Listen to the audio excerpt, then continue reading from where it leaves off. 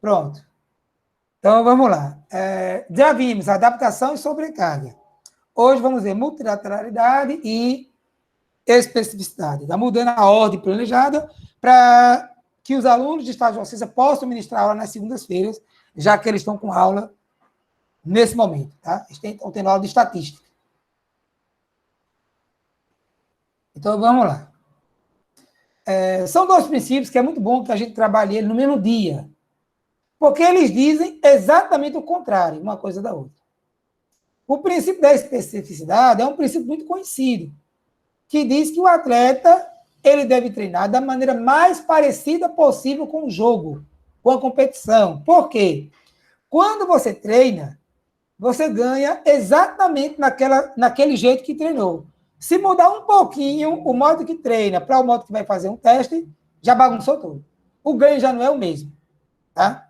Tem um estudo muito interessante, foi feito no passado, que foi assim, ó. O cara foi com uma máquina isocinética, é uma máquina de musculação que você controla a velocidade, tá? Vai ter hora que eu vou mostrar essa máquina, os testes que a gente faz com ela. A gente tem uma perspectiva de conseguir uma máquina dessa aqui para a UFPB. Ela custa R$500.000. É uma única máquina de musculação para pagar uma academia inteira. Se você tem uma academia de médio porte, com R$500.000 você compra os equipamentos tudinho.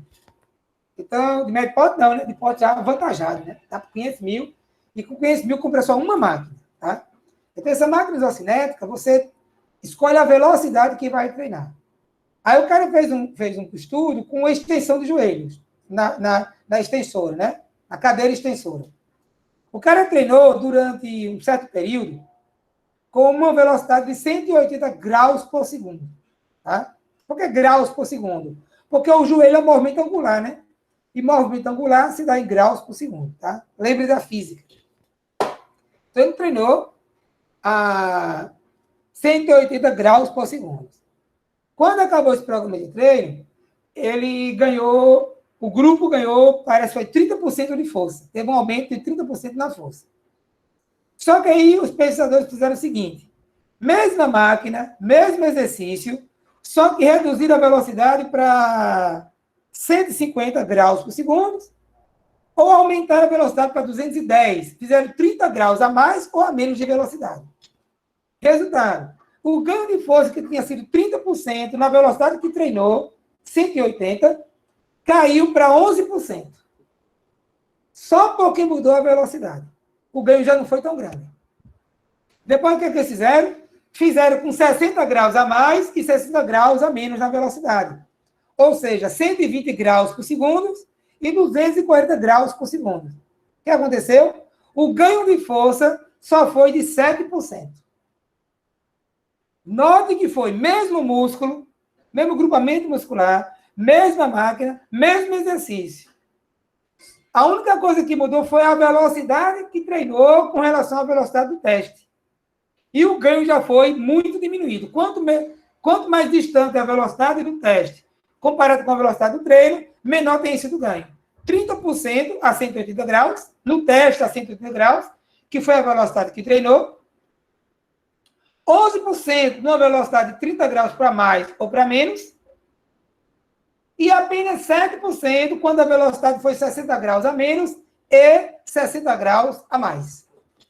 Tá? Só mudou a velocidade. Isso quer dizer que eu vou discutir com vocês bastante hoje, que o cara lá, ele é um jogador de vôlei.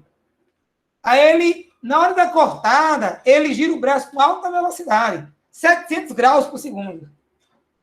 Só que na musculação ele treina a 80 graus por segundo. Então, aquela velocidade do treino do voador, olha aqui pro meu braço no vídeo. Essa velocidade do voador na musculação não tem nada a ver com essa velocidade aqui, ó, da cortada do ataque do vôlei. Então, velocidades muito mais distantes entre a treinada e a executada no jogo. Isso é o chamado princípio da especificidade. Então, o jogador só deve fazer, ele só ganha maximamente exatamente naquilo que treina. Por isso que antigamente você via jogador de futebol fazendo corrida pela praia. Botafogo, Alto Esporte, vocês viam. CSP vocês nunca nem viram. Porque CSP é o clube que foi criado agora, nesse século, e nesse século aqui, o pessoal já estava abandonando os treinos que não eram específicos. Okay? Só que o princípio da multilateralidade diz exatamente o contrário. Que o treino deve ser o mais diferenciado possível. Mas é uma contradição? Absolutamente não. Porque o princípio da especificidade, ele é um princípio para o alto nível, para o atleta que já quer atingir alto desempenho esportivo.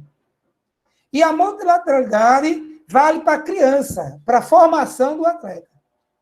Ou seja, quando você está formando um atleta, você deve esquecer o princípio da especificidade e abraçar o princípio da multilateralidade, que diz exatamente o contrário.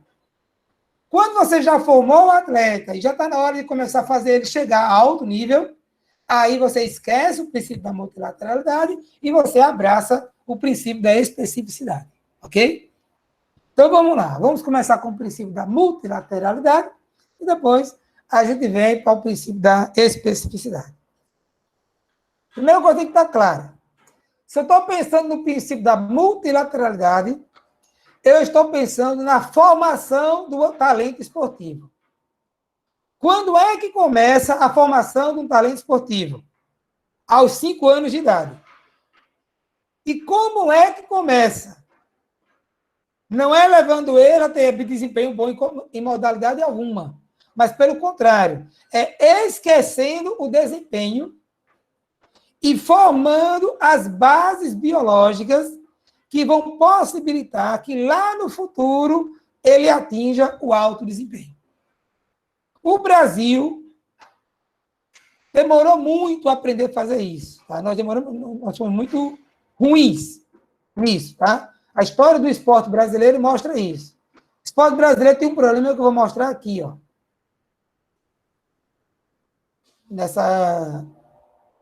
Esse gráfico. Então, eu vou botar aqui um gráfico com o rendimento esportivo aos 5, 6, está de 2 em 2. 6, 8, 10, 12, 14, 16, 18, 20 anos para cima. O que acontecia com o Brasil até o finalzinho desse século, até começo ainda, 2010, 2005. O Brasil era campeão mundial de um monte de coisa no Sub-15. Se o cara é campeão mundial Sub-15, espero que 4 anos depois, os atletas de 19 anos, que a idade olímpica é aqui, ó, é daqui para frente, espera-se que na idade olímpica o cara seja pelo menos medalhista. Aí o Brasil era campeão mundial Sub-15 e não conseguia nem para a Olimpíada naquela mesma modalidade 4 anos depois, nem 8 anos depois. Por que o Brasil era campeão Sub-15? Porque o Brasil trabalhava diferente. Isso aqui é o gráfico de desempenho, ó, do europeu. À medida que a idade vai... Pronto. Isso é o gráfico de desempenho esportivo europeu. E americano também. Tá? Agora, o gráfico de desempenho esportivo do brasileiro.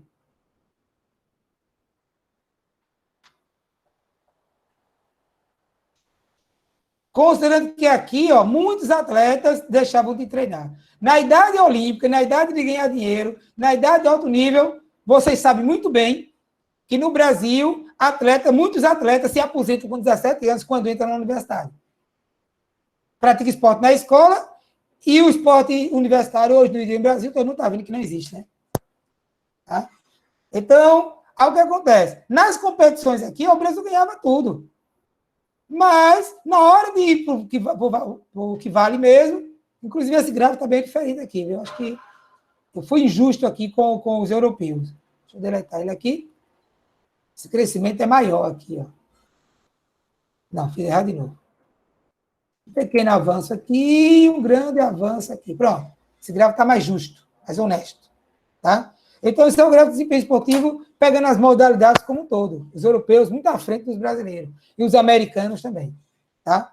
Mas o Brasil aqui, ó, no Sub-15, ganhava tudo. Por quê?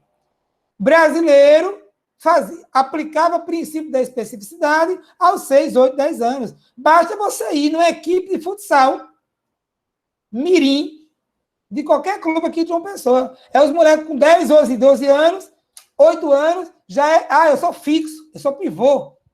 Já tem até uma função específica dentro de quadra. Isso é... Do ponto de vista da formação do talento esportivo, é criminoso. É uma pena que se faça isso, tá? Porque, literalmente, a gente matava muito o princípio da multilateralidade, tá? Que diz exatamente o contrário, que a criança deve treinar com cargas multilaterais. Está aqui, ó. Alerta para a natureza das cargas gerais e cargas específicas. Ou seja, na formação do atleta, você deve trabalhar as mais diversas modalidades, tá? Cargas gerais. Outra vantagem interessantíssima é que o Brasil sofre muito por causa disso. Como o Brasil é um país muito monoesportivo, aqui em João Pessoa, se você tiver um filho, e quiser homem, e quiser colocar numa escolinha de futsal, você coloca. Numa escolinha de futebol, você coloca. Se tiver uma menina, já dá mais trabalho para colocar numa escolinha de futsal e de futebol, porque o futebol aqui no Brasil, feminino, é muito pouco praticado. O Brasil, além de ser um país monoesportivo, é monoesportivo sexual. Porque só tem para o homem. Não é tão fácil colocar uma menina numa escolinha de futebol. Não tem tanta opção. Quando tem? Pois não, pode falar. Professor, tem alguém querendo entrar aí, Emanuel. Pronto, foi Emanuel. Obrigado, acabei de botar, viu? Obrigado, Daniel. Então, o que acontece? Opa, mais gente aqui, Emanuela. Pronto. Eu cliquei 2 vezes. Então, o que acontece? Então, no Brasil, você tem facilidade. Agora, se você quiser colocar teu menino numa escolinha de handebol, eu acho que não tem, não. Se não for a escola, você não vai ter um clube que tem uma escolinha de handebol, de basquete, de vôlei. Vôlei ainda tem, a própria UFB tem, né? A própria UFB só tem vôlei. Tá? Então, o que acontece? As opções do Brasil é muito futebol, futebol, futebol. 90% e 10% tem opções para as outras. Tá? E André está falando que no CIEF tinha, né? Mas não tem mais handebol, entendeu? Então, esse é o problema. São poucas oportunidades para você botar seu filho numa escolinha que não seja futebol. E se for menina, aí a aposta é pouca mesmo. Tá? Ainda tem 2, 3 lugares de uma pessoa que tem ginástica artística, né? Atividades ditas femininas, né? Ginástica artística, rítmica desportiva, tá? Então, são poucas, tá?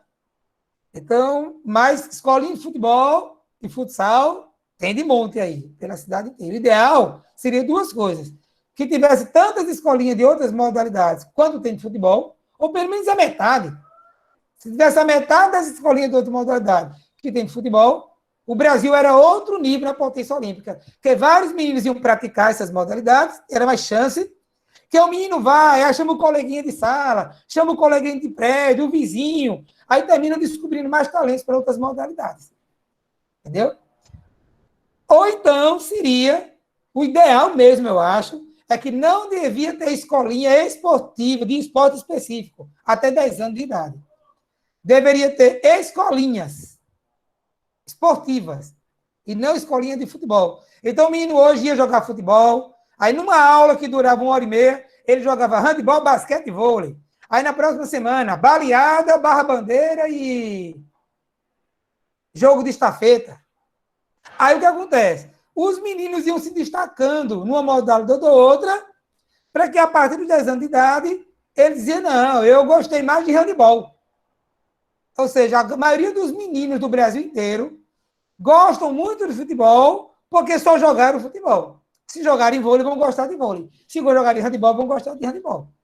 Eu adoro tênis. Eu vim jogar tênis pela primeira vez na minha vida agora, na universidade. O professor Leandro, não sei se já foi professor de vocês, me chamou para jogar tênis numa escolinha que ele tinha lá. Escolinha não, numa aula de extensão. Aquela extensão para os alunos de outros cursos. Alexandre, vamos bater uma bolinha de tênis? Eu nunca sei nem como é. Aí eu fui jogar tênis com ele. Tá? Então, adorei. Hoje é o esporte de bola que eu mais gosto. Tá? Então, só para dizer que não é fácil, ter uma quadra e tal, mas eu adoro jogar tênis. Mas foi agora, depois dos 40 anos de idade. Eu descobri que o esporte que eu mais gosto de jogar, de assistir é futebol. Mas o esporte que eu mais gosto de jogar é tênis. Entendeu? Então, se João Pessoa tivesse escolinhas esportivas para fazer de tudo, se eu fosse investir, aí eu quero investir como profissional liberal. Terminei o curso de Educação Física. Hoje, eu abriria uma escolinha esportiva. arrendaria um ginásio. Por sinal, tem o Instituto dos Cegos, para quem tem interesse, eu vou fazer uma propagandazinha para vocês. O Instituto dos Cegos, eles construíram uma piscina de 25 metros. E o Instituto dos Cegos, ele tem financiamento, o governo e tal, mas ele vive também de apoio, né, social, tá? Então, eles têm um programa lá de pedir ajuda, né, aquelas pessoas fazerem ajuda voluntária, e eles se viram bastante. Então, é isso que eles fizeram. Uma vez que eles estão com a piscina, e não vão usar a piscina todo dia, toda hora, eles estão arrendando a piscina. Então, se vocês tiverem aí qualquer pessoa que tem interesse de arrendar uma piscina para abrir uma escolinha de natação, tá? Então, está lá disponível. Eu faria o quê? Chegaria numa dessas escolas, desses clubes, que tem um ginásio ocioso, arrendaria 6 horas por semana, 8 às 10 da segunda, da quarta e da sexta, e abriria uma escolinha esportiva. O menino vai lá fazer de tudo. Handebol, basquete, vôlei, ginástica, entendeu? Então, eu faria um investimento nesse sentido. Aí faria aquela modalidade dentro do meu dinheiro, né? Eu só consigo um ginásio e bolas, eu vou fazer esporte com bola, esportes individuais, né? Mas eu consigo um materialzinho para fazer ginástica artística, um tatame, umas barrinhas, um tatame para fazer pelo menos a parte de solo da ginástica, aí eu faria lá a parte de solo da ginástica. Então, eu criaria literalmente uma escolinha esportiva e não de uma modalidade específica, tá? Ao fazer isso, eu estou fazendo aquilo que é o desejável na formação do atleta. Fazer ele treinar todas as modalidades, mais ou menos dos 5 aos 10 anos. Tá? Porque a literatura já mostra isso aqui. Ó. Quem compra uma etapa de treinamento geral adquire performances maiores e mais consistentes. Faltou colocar aqui nesse gráfico isso aqui. Ó. Coisa muito interessante. O atleta tem um grande problema. Chegar no alto nível. Mas isso é muito genética. É a genética que vai dizer se chega ou não. Agora, se manter no alto nível, e o tempo que vai se manter no alto nível é o grande desafio. Porque, geneticamente falando também, nós iniciamos o nosso processo de envelhecimento aos 25 anos de idade. Então, a maioria de vocês está em plena fase de desenvolvimento. Estão nessa fase aqui, ó, nesse topo aqui, acompanha aqui o mouse, ó, onde vocês vão se desenvolver ainda mais um pouquinho só a mais. A maioria de vocês, a altura que vocês atingiram a máxima foi a que vocês tinham 16 anos de idade. Poucos de vocês têm hoje uma altura maior do que a que tinha aos 16 anos de idade. Então, vocês têm pequeno desenvolvimento até 25 anos. A partir dos 25 anos de idade, vai começar uma queda gradual. Então, o grande desafio do atleta é retardar essa queda, se manter no alto nível, chegar num certo nível e se manter por anos e anos e anos seguidos. Tá? É o grande desafio do atleta. O que tem sido visto é crianças que tiveram uma formação multilateral, além de atingir um nível mais alto, conseguem passar mais anos sem perder desempenho, por causa do processo fisiológico do envelhecimento. E os que não fizeram um processo multilateral atingem um nível mais baixo, atingem antes o platô, mas é um platô mais baixo do que quem fez multilateral, só que tem mais dificuldade de manter. Se eu botasse aqui o gráfico, ó, 25, 30, 40 anos, aí a queda do vermelho aqui seria mais pronunciada do que a queda da linha preta, tá? Que é a queda de quem fez uma formação multilateral. Ou seja, professor, ao pegar um menino com 5 anos de idade, eu preciso trabalhar para que ele tenha ótimo desempenho 2 décadas depois. O que eu faço entre os 5 e 10 determina como é que vai ser o potencial esportivo dele daqui a 15 anos, 20 anos, 15 e 20 anos, né? Que é 35 anos, mais 5 anos de idade, mais 20. Ah, não, daqui a 30 anos de idade. 3 décadas depois. Que é a queda do desempenho dele na casa dos 30 anos, tá? E 15 anos depois, quem ele vai ser aos 20 anos de idade, depende do que você fez aos 5, 10 anos de idade. Me parece que tinha uma pergunta. Ou não? Não é bem uma pergunta, não, é mais um comentário. Pois não. Quando o senhor estava falando sobre a questão da formação das escolinhas, a Paraíba, ela tem muito potencial, porque a gente tem muita gente boa e com boa vontade de querer aprender. Mas o problema é que justamente para o alto rendimento, considerando as outras modalidades, tirando o futebol, né? Aqui na Paraíba, as outras modalidades, elas são muito poucas aqui desenvolvidas por conta da questão de patrocínio. A gente, às vezes, na universidade, a gente encontra colegas que vão competir em algumas modalidades aí e chega até a fazer vaquinha com os próprios colegas para poder viajar e se manter fora, não é? Com alimentação, hospedagem, justamente porque não conseguiu patrocínio, né?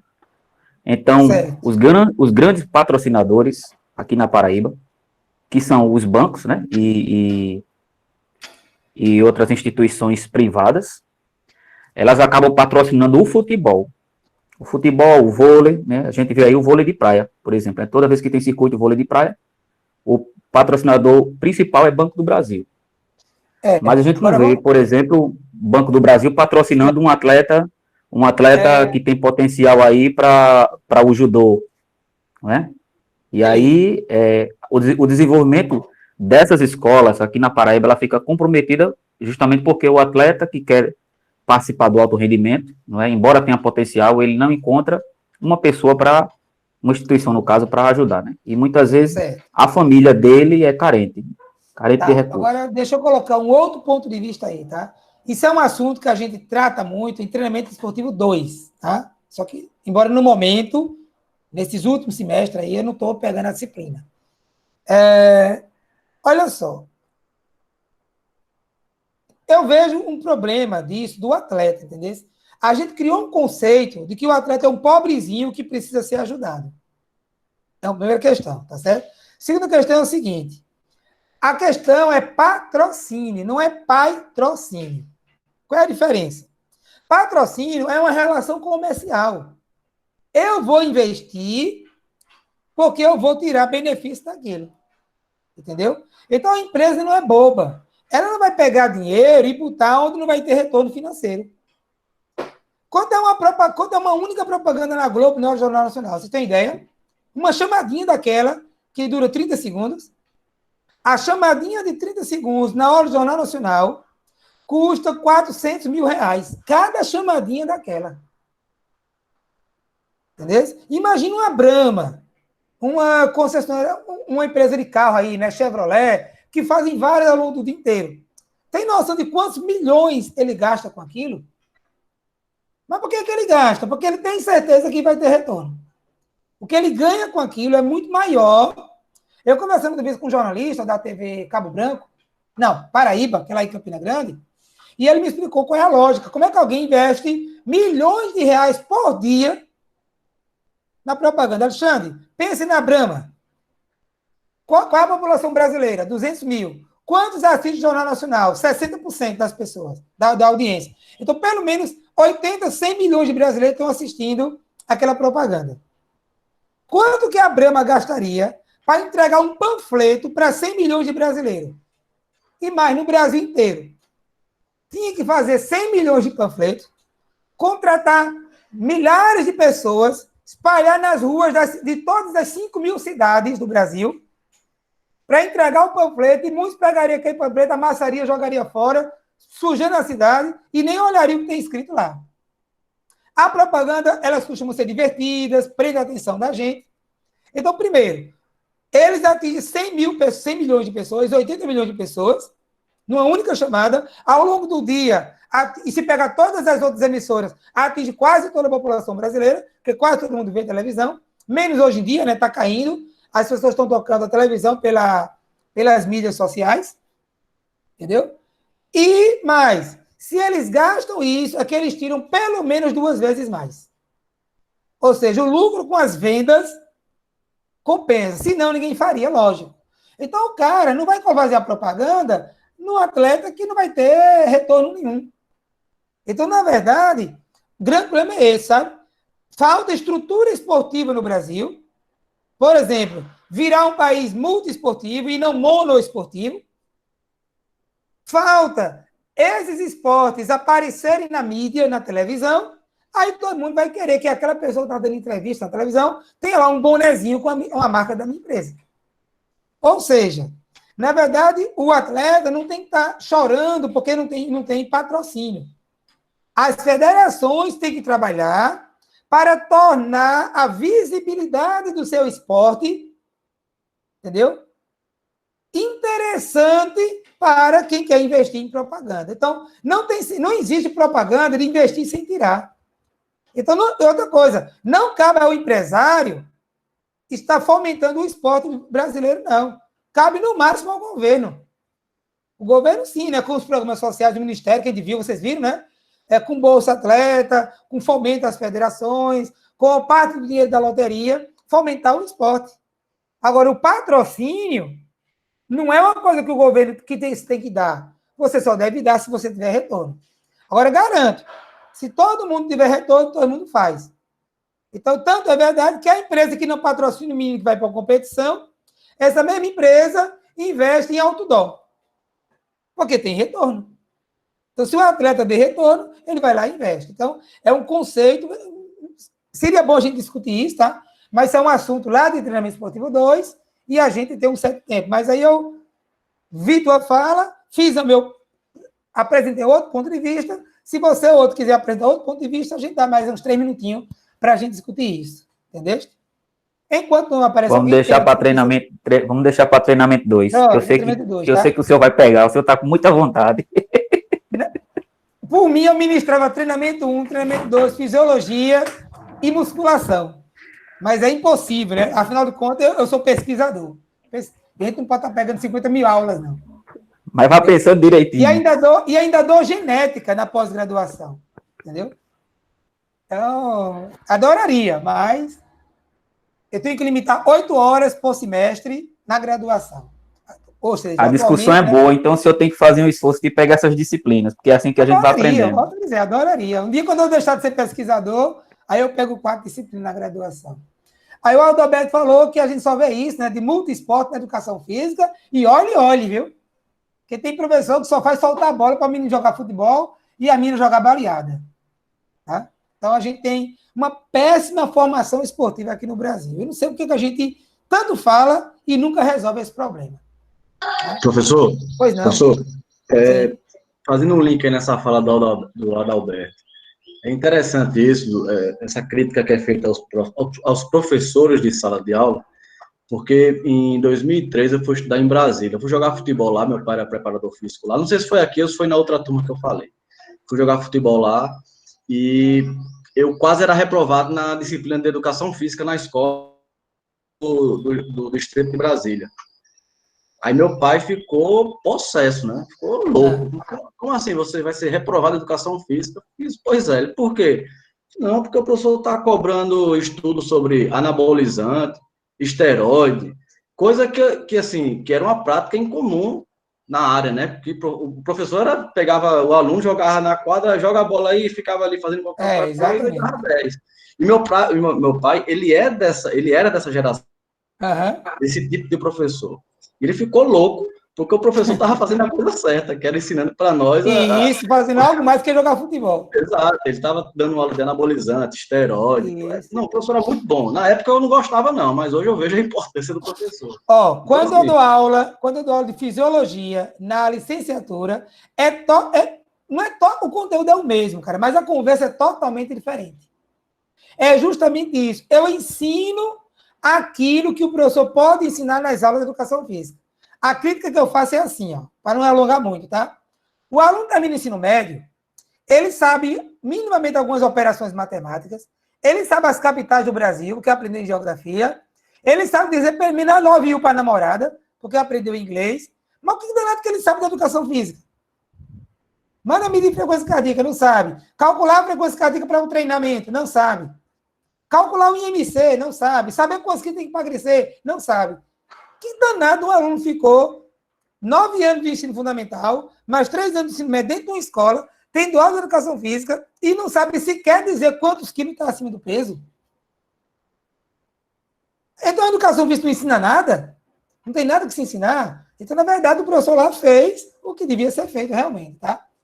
Aí o Adalberto falou uma coisa legal, né? O cenário está mudando aos poucos, exatamente. Até porque a gente está, na licenciatura, como eu falei, vários, diversíssimos professores, estamos dizendo, ó, há algo que se ensinar numa aula de educação física.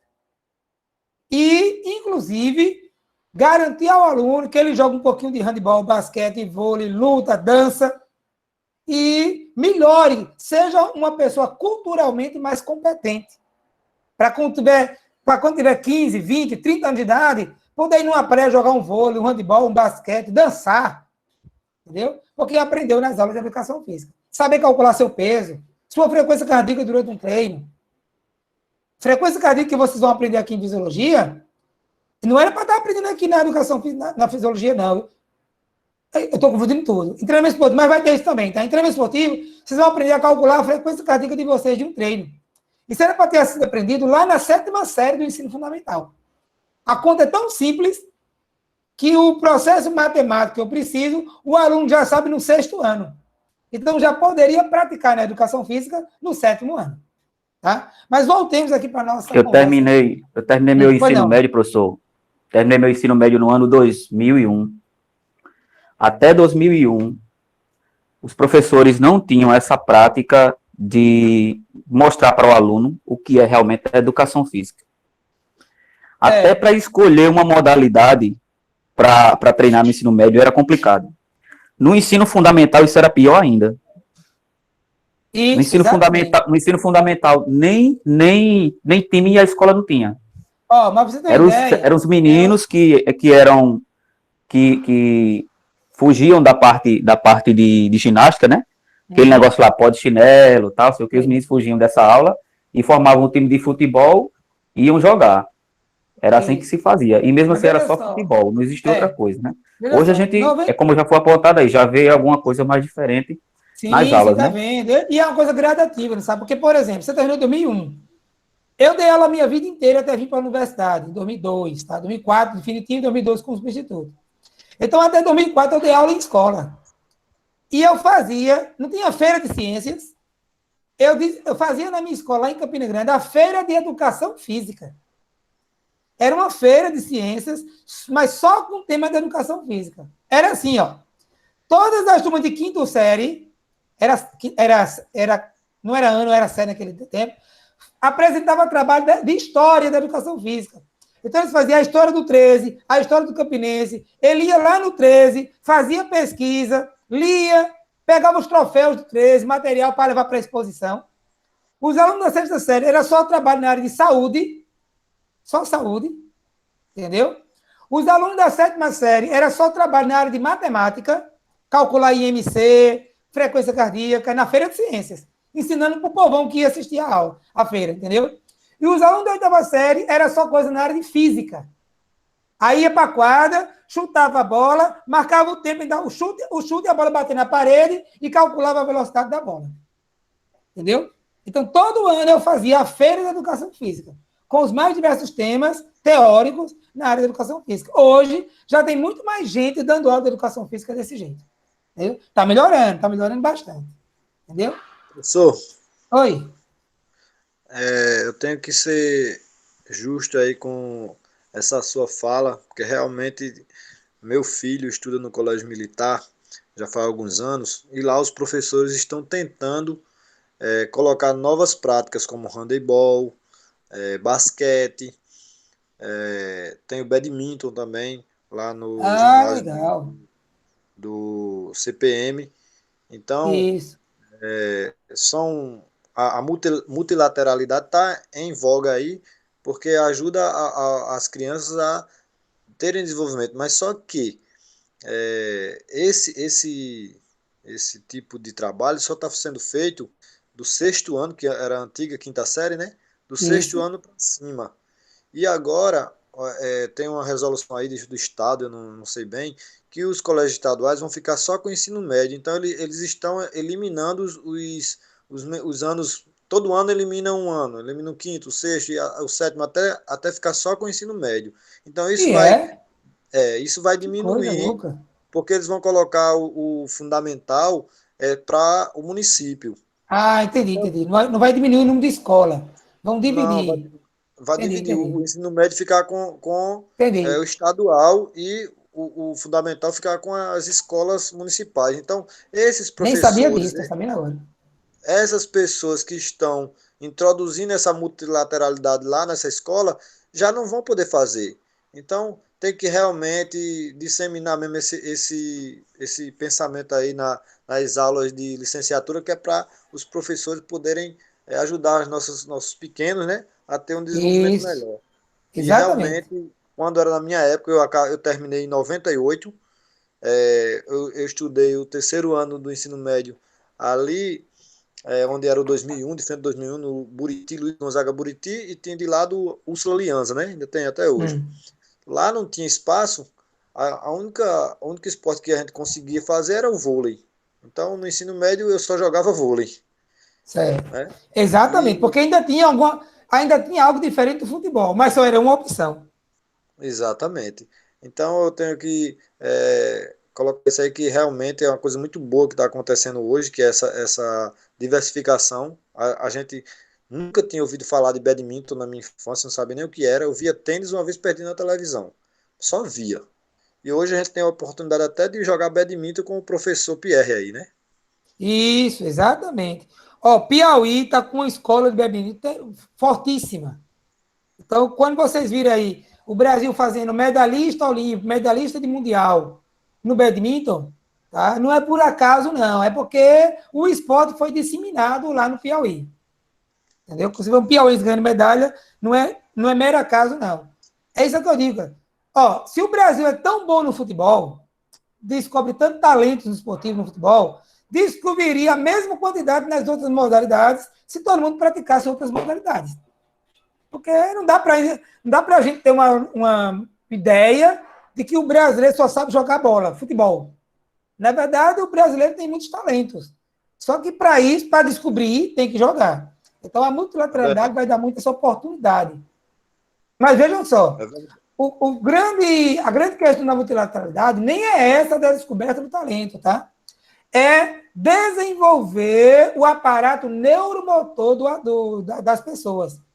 Porque quanto mais atividades físicas diferentes você executa na infância, melhor fica o seu aparato neuromotor e biológico.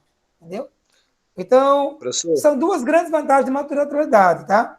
Desenvolver um organismo com alta capacidade de aprender novos movimentos no futuro e, de quebra, ao aluno, do que a criança pratica várias modalidades, ela consegue se descobrir em várias outras modalidades, além do futebol, no caso aqui no Brasil, tá?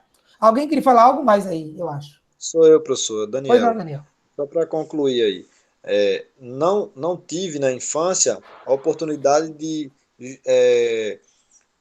exercer aí outras modalidades além do vôlei, né? Que era só futebol de salão e vôlei. Então, aí a gente ia para o vôlei de praia, jogava vôlei de praia, mas por outro lado eu joguei muito aquela barra-bandeira, queimada, aqueles pico-lateiro, que a gente cuscuz, ou seja, vários jogos que não são oficiais, mas brincadeiras que faz com que a gente possa ter, como o senhor disse, um grupo neural mais desenvolvido aí, né? Isso, exatamente. Para você desenvolver as mais diversas destrezas. Esse é o grande objetivo do princípio da multilateralidade. Fazer a criança desenvolver o maior número possível de possibilidades neuromotoras. Aí, quando chegar lá no alto nível, ele aprende fácil e atinge alto desempenho em qualquer tarefa neuromotora que colocar para ele, né? Que é algo importante no esporte, tá? Então, vamos lá. A idade é a variável... Acompanha aqui o mouse, professor, tá agora, o laser. Pois não, pode falar. Eu estou fazendo uma pesquisa aqui. Sim. Eu me lembrei que no esporte brasileiro tem uma atleta que pelo visto, ela começou logo cedo, né? Que é a Flávia Saraiva. Ela é da ginástica. Ah, Flavinha, bem pequenininha. Bem pequenininha, Hoje ela está com 21 anos, de acordo com os dados dela aqui, que eu estou coletando, mas ela, quando foi conquistar a primeira medalha dela, na modalidade ela estava com 14 anos. Provavelmente, né, com 14 anos, pelas contas que eu fiz aqui. Então, com que idade essa menina provavelmente começou a treinar, levando em consideração esse princípio da multilateralidade e o da especificidade, até ela chegar ao nível de alto rendimento e conquistar essa primeira medalha dela? Então, vamos lá. Essa resposta está aqui na teoria, tá? Na prática, tem que perguntar, tem que conversar com a equipe técnica dela, tá? Primeiro, ela fez só ginástica a vida inteira, desde 5 anos de idade, ou ela passou pela fase mais multilateral, tá? Segundo, a gente tem que ter sempre muito cuidado de... Essa aula de hoje não anda, não. Deixa eu falar outra coisa muito interessante, que vocês estão fazendo perguntas bem desafiadoras. Olha só. Nós que somos profissionais de educação física, de qualquer profissão, a gente precisa desenvolver um conceito de nível maturacional tal, para a gente conseguir compreender, não é achar bom nem ruim, tá? É compreender como é que, por exemplo, líderes mundiais hoje, como Trump, como Bolsonaro aqui no Brasil, se agarra na cloroquina e não solta mais nunca. Veja que eu não gosto de ser político, estou sendo certo nem errado, tá? O que eu estou querendo tratar é que dizer que quem passa pela universidade precisa desenvolver a diferença da visão empírica para a visão científica, ok? Eu vou dar um exemplo que eu sempre dou. Eu poderia dar 1000 exemplos, mas vou dar o que eu sempre dou, porque tem uma aula que eu sempre falo sobre isso, que é uma aula sobre suplemento esportivo. Olha só. Suponhamos que vocês... Eu não sou gordo, tá? Suponhamos que eu diga a vocês, quando eu estou dando aula na prática, eu estou sempre com uma garrafinha d'água, porque eu falo alto demais, né? E desgasto muito minha garganta. Então, eu estou sempre tomando água. Suponhamos que no final desse semestre, lá em dezembro, eu digo a vocês que eu sou magro, ou pelo menos não sou gordo, tá? Porque nessa água eu boto uma substância que não me deixa engordar, e eu como à vontade. Aí vocês me veem, professor Alexandre, professor de treinamento esportivo, professor de fisiologia, pesquisador do programa de pós-graduação de nutrição, pesquiso na área de emagrecimento. E eu digo que eu tomo água, naquela minha água, tem uma substância que eu boto e que faz com que eu coma à vontade e não engorde, você vai acreditar. Porque eu tenho credenciais para isso. Tá? Aí o que é que eu faço? Aí eu vendo garrafinhas com essa água para você no último dia de aula. E vocês estão acreditando em mim, porque eu pesquiso, sou pesquisador, eu estudo, sou fisiologista, estudo emagrecimento. Então vocês vão acreditar em mim, lógico, tá? Só que aí, e digo mais, viu? Eu vendo o mais caro possível, porque quanto mais caro se vende um produto, mais ele emagrece. Isso é um dos pilares da Herbalife. Se você vender barato, as pessoas não se comprometem com o que estão fazendo. Tipo, eu terminei de almoçar hoje, o cara me chama para tomar um sorvete. Aí eu digo, não, vou tomar um sorvete não, porque eu paguei R$1.000 na Herbalife e vou estragar agora com sorvete. Mas se aquela Herbalife só me custou R$20, aí eu vou tomar o sorvete. Então, quanto mais caro você gasta, mais aquele produto emagrece. Estou vendo caro a vocês. Só que eu sou um picareta. Tem nada a ver com aquele negócio emagrece. Tá? Aí, tem aqui 41 pessoas aqui na sala hoje. 40 sem eu, tirando eu.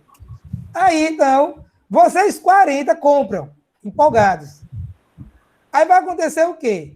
Como aquilo é mentira, é picaretagem minha, 5 vão emagrecer só pelo chamado efeito placebo. Só porque acreditam que vão emagrecer, emagrece. Certo? Dos 40. E fica jurando para todo mundo durante as férias, dezembro e janeiro, que aquela água acontece, e ainda me impede para comprar no atacado. Aí compra 10 garrafas a mim, por R$100, para vender por 150. Aí vai espalhando aquela notícia. 3 de vocês emagrecem porque pagaram caro. Aí já come menos na ceia de Natal, já come menos na confraternização, porque assumiram o compromisso. Pagaram caro para emagrecer e assumiram o compromisso de comer menos. Eu vou estragar o meu dinheiro? Não, eu vou comer menos para não jogar meu dinheiro fora. Aí emagrece. 8. E faz a mesma coisa. Sai dizendo para todo mundo que aquele produto emagrece, manda pedir 20 garrafinhas para mim por R$100 para vender por 200. E vai espalhando a notícia. Tá? Só que 32 não emagrece coisa nenhuma, entendeu? E descobre que eu sou um picareta. Aí os 8 iludidos só vão descobrir quando voltarem em fevereiro para as aulas, que descobrirem que de 40 pessoas, 32 não tiveram resultado nenhum e só 8 tiveram resultado. E se for investigado direitinho, foi por efeito placebo. Entendeu? Esse é o problema do conhecimento empírico. Quando eu dou exemplo de um caso, aquilo pode dar muita falsa informação para mim. Eu olho só para aquele caso, eu olho só para aquela pessoa, eu sou uma pessoa que emagreci e eu fico jurando por Deus que aquilo emagrece. E pior, tem gente que até sabe que não, mas como vê naquilo uma oportunidade de ganhar dinheiro, aí começa a vender, porque a notícia está se espalhando. Essa é a diferença. Conhecimento científico você tem que olhar o todo. E o empírico, ele só vê aquilo que está no alcance do olho dele. Essa é a diferença do conhecimento científico para o conhecimento empírico. Entendeu? Aí, quando você falou do caso da Sara, tem aquele problema. A gente brinca no alto rendimento e diz assim, ó, tem atleta que chegou no alto rendimento não por causa do treinador, mas apesar do treinador. Ou seja, tem uma formação muito mal feita, mas é tão bem dotado geneticamente que consegue chegar no desempenho. Se fosse a mesma pessoa com um treinamento melhor, chegaria no desempenho ainda mais alto. Mas como a menina chegou, todo mundo conhece, está na televisão, eu não posso dizer que tudo que ela fez está certo. Entendeu? Então, foi isso que você me provocou a falar. Que eu acho que todo aluno universitário deve e precisa desenvolver esse conceito. Tá bom? Gente, só um momentinho que minha filha foi no trabalho e minha filha está aqui. Deixa eu botar ela aqui para ligar a televisão, dar uma comidinha aqui para ela, tá? É coisa de 2 minutos, tá certo? Um imprevisto aqui de família. Deixa para eles. Está tão sonolento ainda que nem saudar. Aí eu volto já, 3 minutinhos. Ah, precisa mais não, que a mais velha acordou. Vai lá, a Emma acordou e ela vai lhe ajudar, tá certo? Pronto, a mais velha acordou. Elas dormem meia-noite, 1 hora, todo dia da manhã. Professor.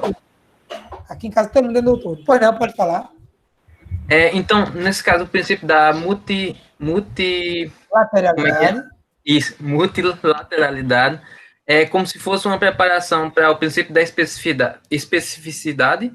Exatamente, exatamente. Ele diz assim, ó, se você treinar específico, teu menino rende. Aqui, ó, rende logo cedo. Aqui, ó, tá? Mas ele não, o platô dele vai ser muito baixo. Pelo contrário, se você de 5 a 10, 14 anos de idade treinar com cargas multilaterais, você rende menos.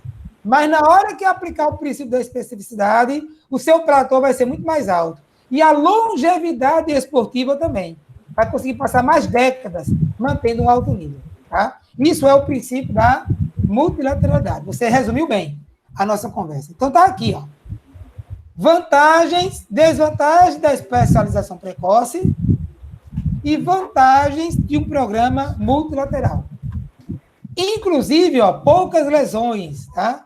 Vida atlética mais longa, desempenho mais consistente, melhor desempenho ali pelos 18 anos, já o cara aqui tem o melhor desempenho na casa dos 15, 16. Só que 15, 16, não adianta ser campeão mundial de 15, 16 anos, não vai ganhar nada.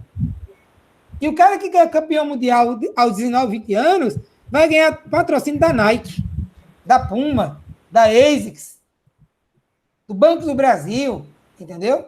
Então, por quê? Porque o esporte que está na mídia é o esporte de alto nível, não é o sub-15 que está na mídia. Então, não adianta ser campeão mundial sub-15. Só quem vai saber é a tua família e teus colegas atletas.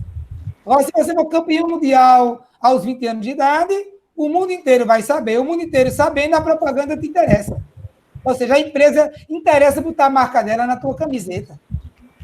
Paga por isso sabendo que vai ganhar. Muito mais. Ganha mais do que o que paga. Entendeu? Então, essa é a diferença. Ó, quando a Dinalva corria, ela tinha um patrocínio da Mizuno. Ela tinha um fixo, que na época era R$2.000, onde seriam uns R$4.000, tá? Só da Mizuno, fora a prefeitura que ela tinha propaganda, patrocínio, fora o prêmio das corridas. Tá? Por isso que ela comprou 7 casas em Campina Grande. E hoje vive de aluguel. Uma pessoa que vivia abaixo da linha de pobreza. Aí na Mizuno era assim, ó. Ela ganhava, era perto de 2.000, acho que era 1.800, tá? Só que cada corrida que ela fosse, que tivesse televisionamento, tá? De televisão, para cada minuto que ela aparecesse na tela da televisão, ela ganhava mais R$100. O que é isso? É a lógica do patrocinador. Ó, eu vou te pagar se você aparecer. Se você não aparece, eu não estou fazendo um patrocínio. Eu estou fazendo um patrocínio. Patrocínio eu deixo para o meu filho e não para o Estado, que eu não conheço. Entendeu? Essa é a lógica do mercado. Entendeu? E lembre, né? Nós vivemos a era mercadológica do treinamento esportivo. Período pré-científico, científico, tecnológico, mercadológico.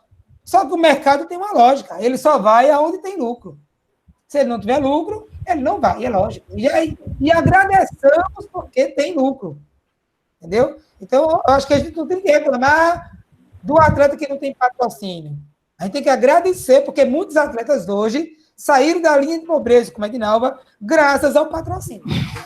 Para patrocinar, ela não vai dar murro em ponta de faca, ela só vai onde é certo. Entendeu? Então, isso é tudo baseado em números, tá? Então, o que fazia aí? O que é que ele fazia com isso? O corredor que não ia ganhar a prova, eu sei que você não vai ganhar a prova. Então, faça o seguinte, pelo menos na metade da prova, corra na frente, vai atrapalhar seu desempenho, mas apareça, já que você não vai ganhar dinheiro do prêmio da corrida, apareça na frente ali, na metade da prova, e ganhe um dinheirinho. Então, se você ficar aparecer ali 3 minutos, é R$300. Já que essa prova está muito pesada para você, tem muita gente boa, mas aí eu quero que você dê conta do patrocínio. Se você correr lá atrás o tempo inteiro, aqueles R$2.000 que eu lhe pago todo mês não vai ser compensado. Então, mude sua estratégia de prova, corra na frente, nem que você canse, mas apareça lá 5 minutos e ganhe R$500. É melhor do que não ganhar nada. Entendeu? Ou seja, a empresa não quer que o atleta patrocinado por ela não apareça na televisão na hora da prova. Precisa aparecer, que o nome Mizuno vai estar lá na camisa dele. Essa é a lógica do mercado. Entendeu? Aí, quando você especializa precocemente, aqui, ó, você vai ser campeão mundial com 15 anos de idade. Só que não tem televisão, não tem mídia, não sai no Globo Esporte que o menino foi campeão mundial sub-15. Toda hora tem campeonato mundial sub-15, mas não sai no Globo Esporte. Entendeu? Então, essa é a questão.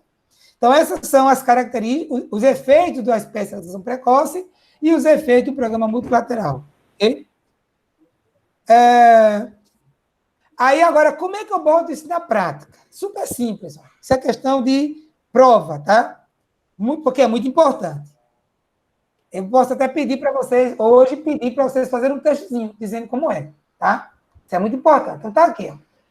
Até 10 anos de idade, o menino deve praticar várias modalidades esportivas e não esportivas, tá? Vou até destacar isso aqui, vale a pena destacar isso aqui. Várias modalidades esportivas e não esportivas. Não é obrigado a ter só modalidade esportiva, tá? Ou seja, barra-bandeira está valendo, pega-pega está valendo, cuscuz está valendo, eita, era bom demais. Eu brincava tudo isso no meio da rua, todo dia quando eu era criança. Na frente de casa, no meio da rua. Hoje a minha filha não sabe o que é barra-bandeira. Aprendeu? Ela gritou aqui, sei sim, mas aprendeu um dia desse na praia.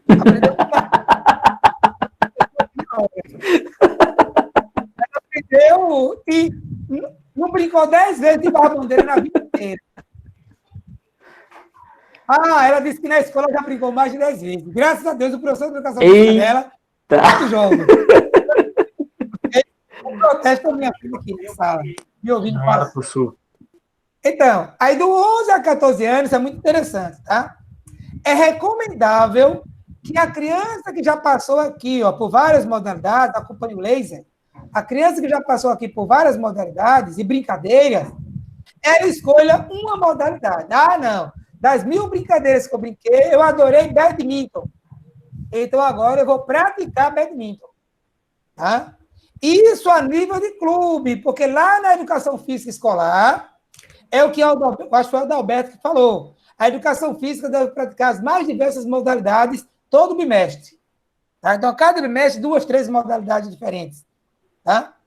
Aí alguém disse aí, é uma briga tirar o futebol. É porque o menino só conheceu o futebol. Se o menino aqui, ó, com 5, 6 anos de idade, conhecer as mais diversas modalidades esportivas, é provável que ele não goste só de futebol. Ele vai gostar de várias outras, tá? Eu que o diga, minha modalidade preferida para praticar é tênis. Tá? Para assistir é futebol, mas para praticar é tênis. Mas foi depois dos 40 anos de idade. Tá? Então, é uma única modalidade. Só que vai ser assim, ó. No primeiro momento, seria 11, 12 anos, mais ou menos, tá? Ele deve, dentro do treino de futsal que ele vai fazer, ele deve praticar, ainda manter outras modalidades. Só que agora é assim, o treino de futsal demorou 1h30. O aquecimento dura 15 minutos. Então, todo aquecimento ele faz com uma coisa diferente. Então, num aquecimento é handball, no outro aquecimento é pega-pega. Então, ele faz um pouquinho de outras modalidades. Tá? No segundo momento, que é 13, 14 anos, aí agora é só futsal o tempo inteiro. Porque ele deve jogar nas mais diversas posições. Inclusive o goleiro. No passado, vamos pegar só no futebol de campo, tá? No futebol salão também, há 3 décadas atrás, vocês me diriam, qual é o futuro do goleiro tá indo jogar na linha? Só que no futsal, há uns 10, 15 anos atrás, a regra mudou de um tal modo, criou-se praticamente a função goleiro-linha. O goleiro joga, sai muito para arriscar. Está perdendo o jogo de 1-0, falta 2 minutos, bota o goleiro para fazer superioridade no ataque. Ou seja, o goleiro precisa saber jogar com os pés. E hoje em dia, no futebol, todo mundo está vendo, quem acompanha, goleiro tem que saber jogar. Porque acabou aquela história de dar balão para frente. O time sai jogando ali na área e o goleiro recebe bola com os pés e pega com a mão. Ou seja, os goleiros, hoje em dia, que tiveram formação multilateral, estão com vantagem. E os que não tiveram, se ferraram. Aconteceu algo muito interessante no ano passado. São Paulo chegou no Santos e dispensou o goleiro que era adorado na Vila, Belmita. Jogava bem. Por que São Paulo dispensou? Porque o goleiro não sabia jogar com os pés. E no esquema tático dele, não sabia o goleiro que não sabe jogar com os pés. Aí o goleiro foi parando no Fortaleza, não sei mais cadê ele hoje em dia. Entendeu? Ou seja, hoje em dia um goleiro, excelente goleiro, foi dispensado porque não sabia jogar com os pés. Se tivesse tido uma formação multilateral dos 10 aos 14 anos, saberia jogar com os pés, porque ele teria tido muita experiência de jogar na linha, com os pés. Então, veja quão importante é a formação multilateral. Não bastasse isso para terminar o argumento. Hoje em dia, na maioria dos esportes coletivos, o atleta que só souber jogar em uma posição está morto. Os esquemas táticos agora mudaram muito. Por exemplo, no futebol. Quando o goleiro sai jogando com um passe curto na área, os atacantes agora vão ter que saber defender, roubar a bola. E quantos gols não tem saído na roubada de bola? Então, o atacante não pode ser mais só atacante, tem que ser atacante, tem que saber roubar a bola. Coisa que ele não sabia antes. Ou seja, hoje em dia, os atacantes que tiveram uma formação multilateral estão ficando melhor nos esquemas táticos de hoje. Então, toda modalidade está sendo obrigatório, está sendo, taticamente, o jogador tem que ter mais habilidade do que aquela sua função especializada. Isso no basquete. No futsal, o rodízio já existe há 50 mil anos. Então, o cara joga atrás, armando, joga na frente e recebendo. Então, o rodízio do futsal já existe há décadas. Basquete, as habilidades são as mais distintas possível. Pivô tem que saber arremessar dos 3. Então, tudo mudou.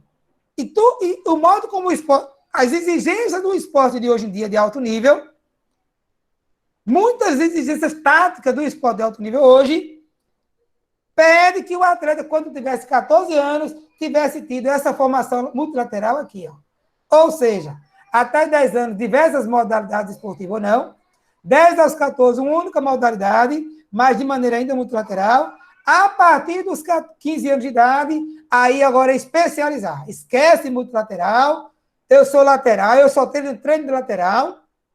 Se eu vou fazer um treino físico, o lateral dá tiros de 30 metros, o atacante só dá de 10. Até a distância do treino de velocidade muda. Se é lateral, se é meia, se é atacante. Ou seja, tudo mudou. Agora, o treinamento é altamente especializado nessa formação aqui multilateral, ok? Isso é muito importante, ó, tarefinha que vocês vão ter hoje. Vocês vão montar uma tabela ou descrever, tá? Como deve ser a formação multilateral dos 5 aos 15 anos de idade, ok? Só que 15 anos de idade especializa. Outro dia, eu peguei um atleta com 13 anos de idade. É muito comum meninos que querem virar jogadores de futebol, os pais me contratam para fazer consultoria, para fazer um trabalho especializado com ele. Ainda ontem eu encontrei com, tive a felicidade de saber que um deles está indo agora para o Joinville. Por acaso ele mora aqui na rua atrás de casa, fui correr ontem à noite, quando vinha voltando, ele parou o carro para me dizer, muito feliz, que está indo para o Joinville. Tá? Fazer teste no Joinville. Aí, não sei se foi esse, tá? Foi um desses atletas aí da vida, que ele tinha 13 anos de idade. Eu disse, meta a porrada nesse menino, vai para a musculação, treina agora altamente especializado.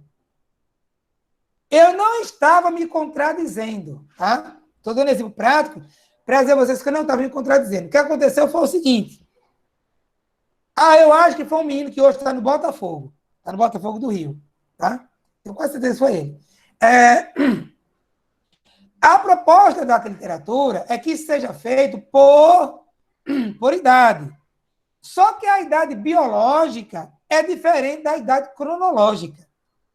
Então, o que aconteceu com esse menino foi o seguinte. Eu fiz o teste, eu pedi para ele fazer um raio-x de punho. O menino já tinha 1,78 m. Eu pedi para ele fazer um raio-x de punho e um exame de sangue. Aí eu vi que a testosterona dele já estava compatível com um adulto. Ele não era mais criança, ele já era adulto, biologicamente falando. Fiz o raio-x de punho dele, e o raio-x do punho dele mostrou esses ossinhos do punho, e da mão e do dedo, totalmente calcificados. Ou seja, ele já encerrou a fase de crescimento dele. A idade biológica dele não é a idade cronológica dele. Ele tinha 13 anos de idade, e o próprio raio-x de punho deu idade biológica dele de 15 anos e 7 meses, se eu não me engano. Foi alguns meses, tá? Ou seja, ele já era homem. Como ele já era homem, aí eu apliquei esses dois princípios aqui, ó. Para você especializar, você deve ter pelo menos 3 anos, deve especializar 3 anos antes da idade ótima. E qual é a idade ótima do desempenho esportivo? No futebol? 17, 18 anos. Se não tiver já sendo pelo menos relacionado para ir treinar com o principal, você dificilmente vai ter futuro no futebol. Então, menino de futebol com 18 anos, no máximo, já tem que ter as mesmas capacidades físicas do profissional. Isso quer dizer, então, que ele tem que especializar aos 15 anos. Mas como esse menino já era homem feito, biologicamente falando, aos 13, vamos ganhar 2 anos com ele, vamos meter a paulada, que com 16 anos ele já vai estar no nível de profissional e ele vai ter 2 anos a mais de chance de brigar por uma vaga no profissional, de um time qualquer aí. Ou até no sub-19, de um time qualquer aí. Porque ele já vai estar bem desenvolvido. Agora, ele deve ter isso aqui também, ó. Pelo menos 5 anos de treino multilateral. O que é que eu vi? Ele fazia de tudo, jogava handebol, basquete, ele fez uma formação multilateral desde novinho. Ele tinha 5 anos de formação multilateral e tinha 13 anos de idade, com idade biológica de 15. Então eu disse para ele, pode especializar. Já chegou outro menino, que o pai chegou nessa idade também, acho que ele tinha já 14. Eu fiz o raio-x de punho, cheio de cartilagem na mão dele, indicando que ele estava crescendo. E fiz testosterona dele, deu 70. Parecia uma moça de testosterona. Então, ele não era homem ainda. Então, segura esse menino. Segura esse menino. Aí, eu acompanhei por vários anos.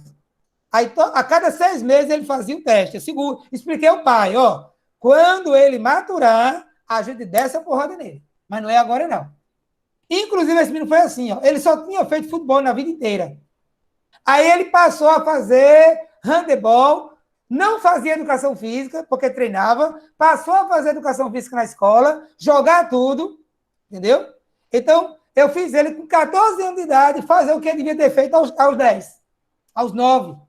Aí ele ficou 1 ano e meio, eu acho, fazendo várias modalidades, até que o exame dele deu punho totalmente calcificado, testosterona de 300 e não sei quanto.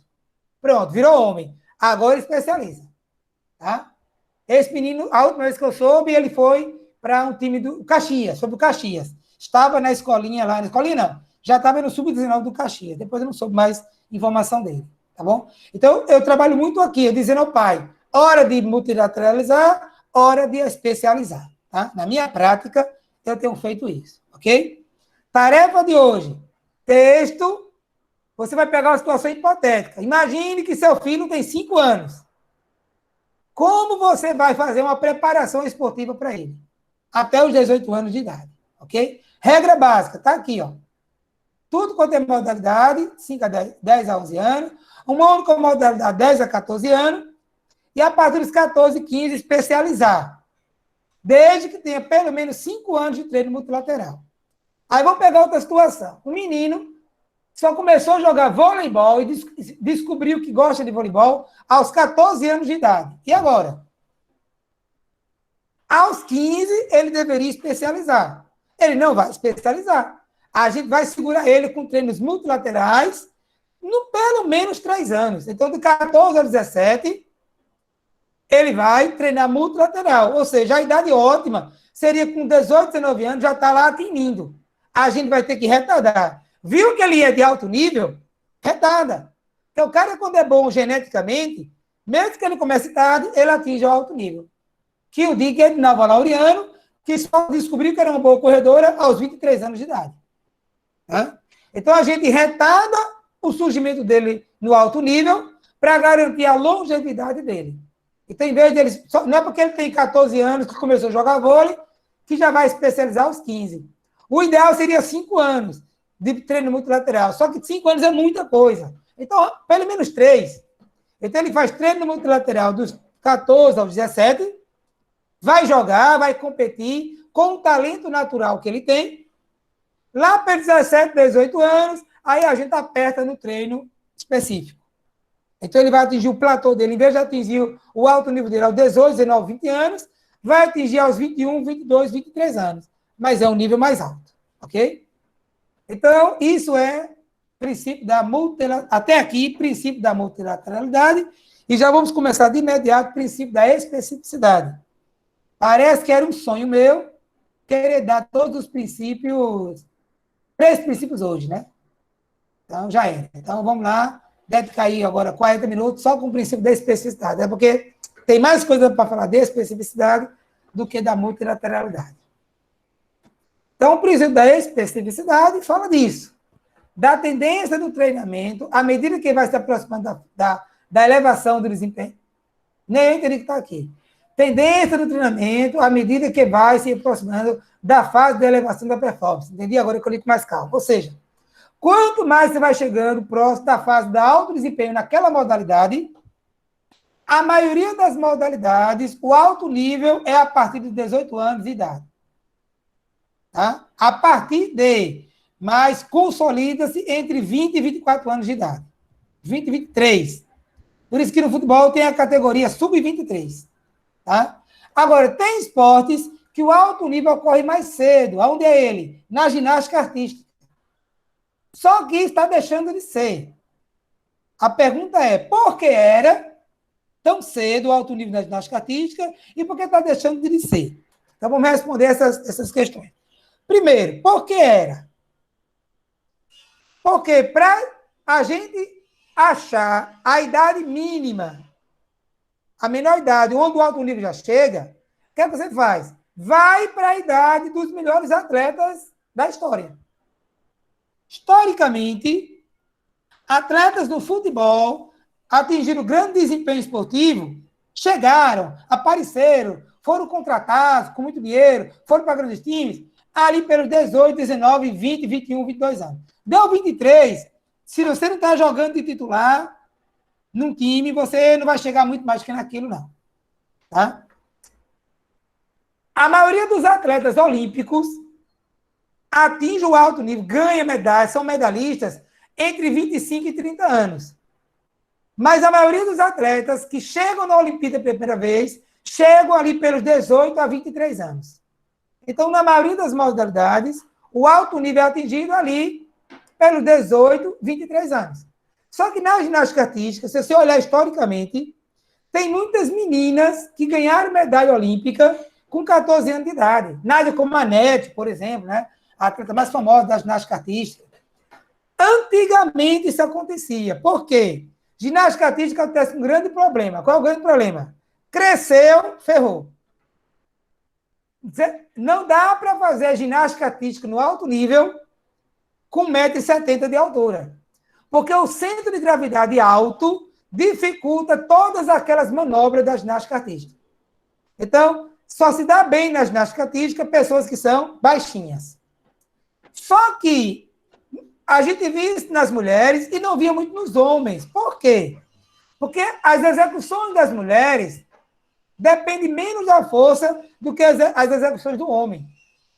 Tanto que o cavalo, por exemplo, não, aquela barra paralela, que é uma modalidade que exige muita força, não tem no feminino, só tem no masculino.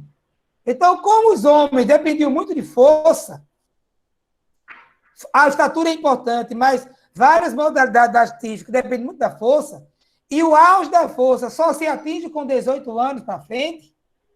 Então, nos homens não via tantos atletas, a gente via atletas medalhistas olímpicos 18 anos para frente.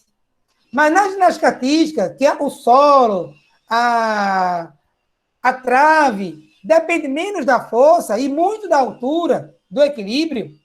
Então, a gente via muitas meninas chegando no auge da ginástica artística com 13, 14, 15 anos. Aí, depois que cresciam, perdiam o desempenho. Só que hoje em dia aconteceu algo diferente. A modalidade da ginástica artística se expandiu bastante. Eu diria que a única modalidade que um pai consegue colocar uma menina aqui em João Pessoa hoje é a ginástica artística e ginástica rítmica. Se eu quiser colocar minha filha no futebol, eu vou ter dificuldade. No handebol, vou ter dificuldade. No badminton, vou ter dificuldade. Mas na ginástica artística, eu sei que tem no CIEF, tem na UFPB, minha filha fez nos dois, tem no CIEF, tem na UFPB, e tem uma menina que trabalha particular, Caetri, esqueci o nome dela, que tem um estúdiozinho de ginástica artística ou é rítmica, tá? Então, hoje em dia, muitas meninas praticam a ginástica artística. Elas fazem balé, aí do balé vão para a ginástica artística e fica flutuando entre balé, artística e rítmica. Então, o que aconteceu? Surgiram muitas meninas, daquelas que geneticamente não iriam crescer menos, mesmo, que não passam do 1,50 e que praticaram ginástica artística. Resultado, hoje nós encontramos muitas meninas com 20 anos de idade, com menos de 1,50 m e que praticaram ginástica artística. Aí o que acontece hoje em dia?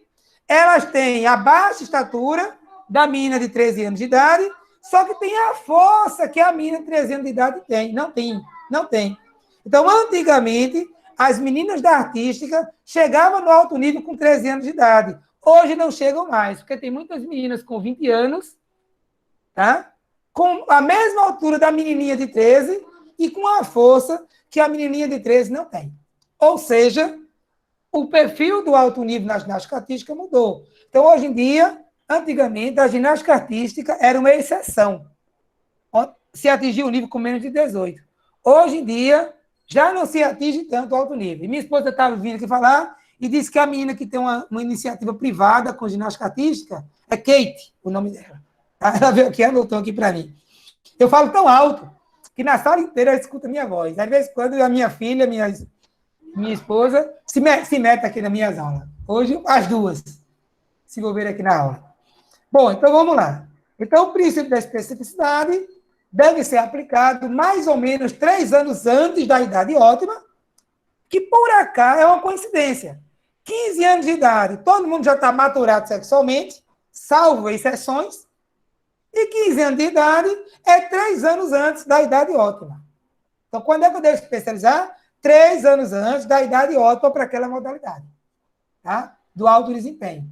Que dá 15 anos, e 15 anos, toda menina já é mulher, biologicamente falando, e todo menino já é homem, biologicamente falando, salvo algumas exceções. Tem meninas que só tem menarca lá para os 14, 15 anos. E meninos só viram homem também. Aí é bom dar pelo menos 2 anos entre a menarca ou a maturação sexual do homem e você dizer que a pessoa é adulto, é bom dar aí 2 anos de prazo, tá? Que é o tempo de se consolidar aquela maturação sexual, aquela nova atividade hormonal. Tá? Ou seja, o menino passou a fabricar testosterona e a menina passou a fabricar progesterona e estradiol. Ok? Aí começou o princípio da especificidade. Nisso aqui a gente melhorou bastante. O esporte de 10, 20 anos atrás feria muito o princípio da especificidade. Por exemplo, como eu já falei hoje ainda, atletas de handebol, basquete e vôlei iam fazer corridas na praia. Totalmente desnecessário. Vou mostrar a vocês por que é totalmente desnecessário o jogador de futebol correr, fazer treino de corrida. Olha só. VO2 máximo de nós mortais, Professor, não atletas. Pois não? professor, Pois não. tá aberto não os slides. A minha tela não está apresentada, não? Não. Ô, gente, então deixa eu descompartilhar e recompartilhar. Descompartilhei e vou Assim, recompartilhar. Tá? Tudo bem, não tem problema não. Descompartilhei e recompartilhei agora, certo? Vocês estão vendo uma tela do Word, verdade? Tranquilo? Então vamos lá. Ó, VO2 máximo de vocês aí, tá? Vocês aí que treinam musculação, mas não fazem corrida, nem ciclismo, nem triatlo. É entre 40 e 50 mililitros por quilograma por minuto. Já é considerado um VO2 bom, tá? VO2 máximo de vocês aí, homens, que praticam exercício aeróbio, é entre 50 e 60 mililitros por quilograma por minuto.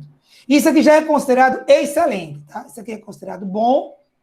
Isso aqui é considerado excelente para a saúde, tá?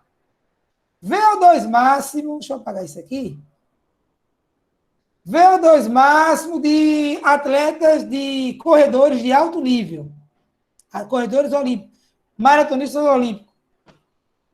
85 a 100 mililitros por quilograma por minuto. Tá? VO2 máximo do jogador de futebol. 3. VO2 máximo de jogador de futebol, que o campo é grande, corre mais comparado ao jogador de quadra, tá? Entre 55 e 65 mililitros por quilograma por minuto. VO2 máximo de jogadores de esporte de quadra, handebol, basquete, vôlei, tá? Entre 45 e 55 mililitros por quilograma por minuto. Como eu adoro contar a história, vai mais uma aqui agora. Meu pai tinha, o quê? 70 anos de idade, mais ou menos, e ele corria todo dia 10, 15 quilômetros. Ele sempre foi muito ativo, né? Levou grande parte da vida muito fisicamente ativo. Aí eu trabalhava no América na época, e eu ia para o América. Eu estava em casa, ele era aposentado, eu estava em casa, eu sempre, até hoje, né? Se eu chegar em casa, eu peço a benção ao meu pai, se eu posso pedir a benção ao meu pai, e ele pergunta, vai para onde? Ah, eu vou lá em Natal, no América, fazer uns testes. Isso era 6 horas da manhã. Aí ele fez, posso ir contigo? Eu disse, pode, ele adora futebol, louco futebol. Aí ele foi comigo para Natal e passou o dia em Natal. E eu passei o dia fazendo teste, vários testes com jogadores. Inclusive um teste de VO2, mas que eu usava o banco. Ainda hoje eu acho legal. É ruim porque o teste de banco fere o princípio da especificidade. Mas é o único teste que eu consigo fazer com jogador de futebol na hora que eu quero. Porque é um teste que não só dura 3 minutos e não cansa. Então, entre não ter nada e ter um teste inespecífico, eu quero um teste inespecífico. Aí eu fiz o teste de banco com os jogadores do América. Isso eu terminei lá para 6 horas da noite. Meu pai vendo tudo, né? Aí pediu para fazer um teste com ele. E fez. Primeira coisa que eu vou mostrar para vocês aqui, ó.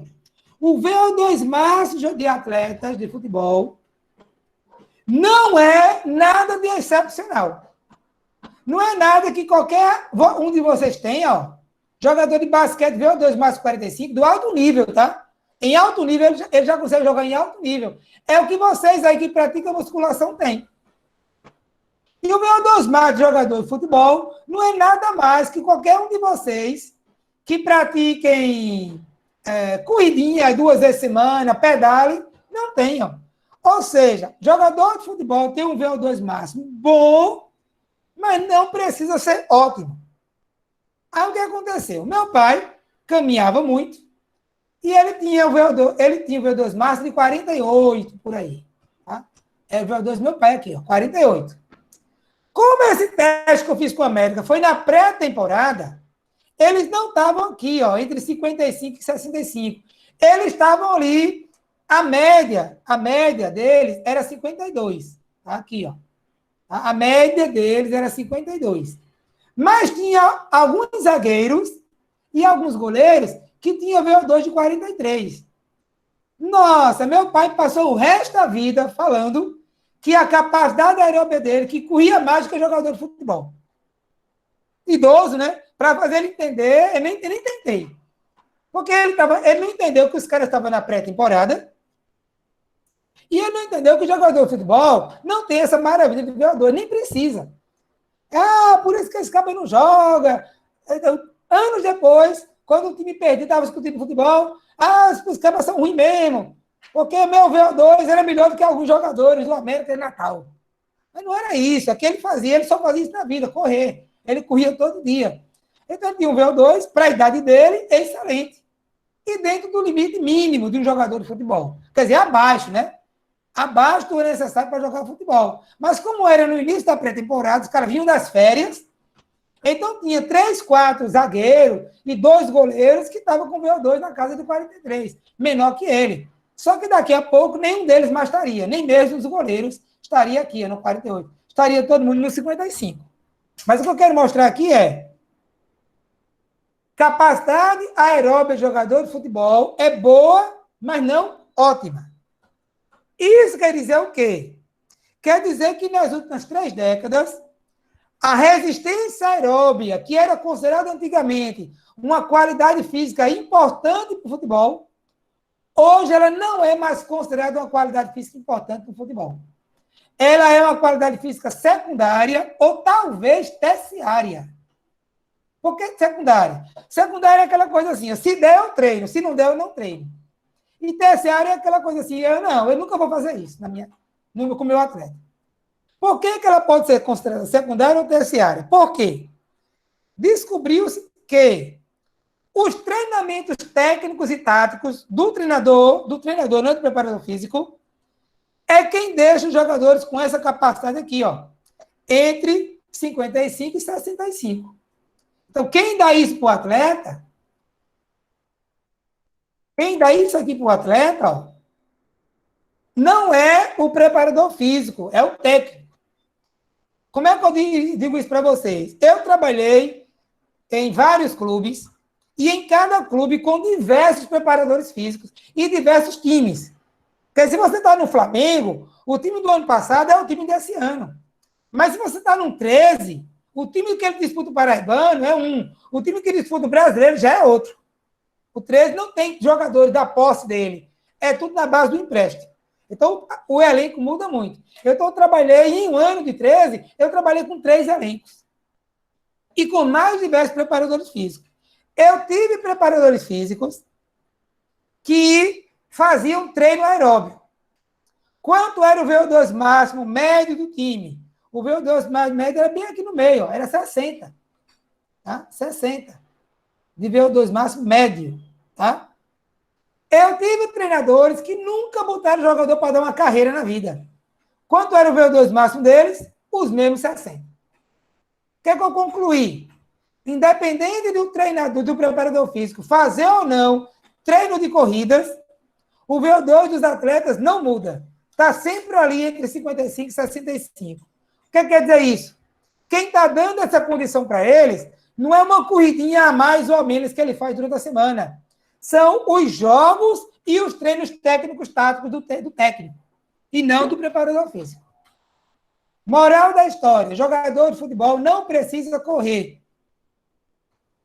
Veja que eu nem estou falando de princípio da especificidade. Tá? Se eu for falar de princípio da especificidade, eu vou dizer assim, ó, jogador de futebol, se for correr, ele está ferindo o princípio da especificidade. Por quê? Porque o jogador de futebol corre nas mais diversas velocidades e nas mais diversas direções. Quando ele vai correr na praia, ele corre numa única velocidade e numa única direção. Aquela corrida da praia não tem nada a ver com a corrida do jogo. Isso quer dizer, então, que se eu quiser colocar um jogador para fazer corrida, a corrida tem que ser aquilo que nós chamamos de fartlek. O que é fartlek? Vou botar aqui no chat daqui, tá? O que é fartlek? Piamil Zatopek fez muito. Fartlek é uma corrida em que o atleta vai correr lá 1 hora, mas ele varia a velocidade o tempo inteiro. A gosto. A palavra fartlek significa brincar de correr. Então, ele vai brincar de correr, ele dá um tiro de 50 metros com alta velocidade, aí ele anda 200 metros, aí ele dá um tiro numa velocidade menor por 500 metros, ele fica variando várias intensidades de corrida, várias distâncias. Tá? Isso é chamado fartlek. Por quê? Porque o jogo de futebol é assim que se joga. Corre em alta velocidade, corre lento, caminha, anda, corre de novo. Então, você tem que fazer, se tiver que dar um jogador para fazer, tem que fazer o quê? Fartlek. Tá? Na seleção brasileira, nossa, infelizmente, eu boto meus atletas para correrem. Porque na condição de cegos dele, eles teriam que ter todo dia um personal trainer acompanhando os treinos deles. E alguns só tem ele na cidade. Não tem mais ninguém na cidade, cego, que joga futebol. Então, o que vai fazer o quê? Vai ter que ir para a esteira. Vai ter que ir para uma academia, que na esteira eles conseguem treinar sozinhos. Mas o que é que eu faço, que eu já mostrei a vocês? Verifica a frequência cardíaca deles no jogo. Lembra que eu mostrei para vocês? Se quiser que não lembre, eu mostro. Tá? Se não, eu vou só falando. Eu boto um frequencímetro nele, verifico o comportamento da frequência cardíaca dele no jogo. Aí eu pego eles, levo para a esteira, boto o frequencímetro do mesmo jeito e acho na esteira qual velocidade da esteira que simula aquela frequência cardíaca do jogo. Ou seja, eu acho a velocidade mínima, eu pego a menor frequência cardíaca dele do jogo, que é 60%, e acho quanto é aquilo de velocidade na esteira. Pego a maior frequência cardíaca do jogo, deles, e descubro quanto é a velocidade na esteira para aquela maior frequência cardíaca. Então, eu achei a menor e a maior velocidade.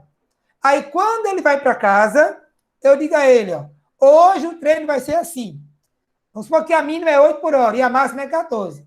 Eu quero que você passe 1 hora variando o tempo todo da esteira entre 8 e 14 por hora.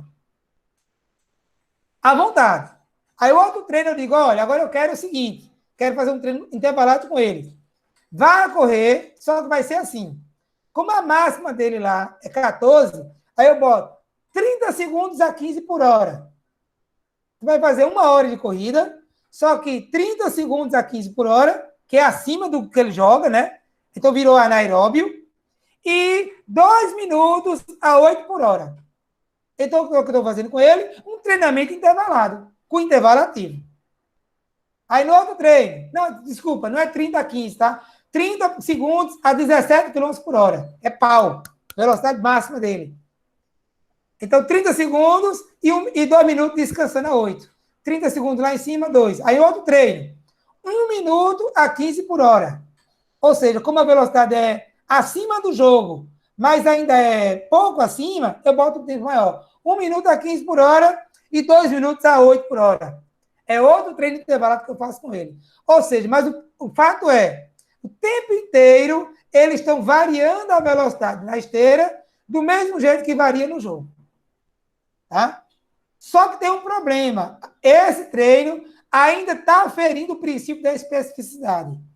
Pergunto a vocês, por quê?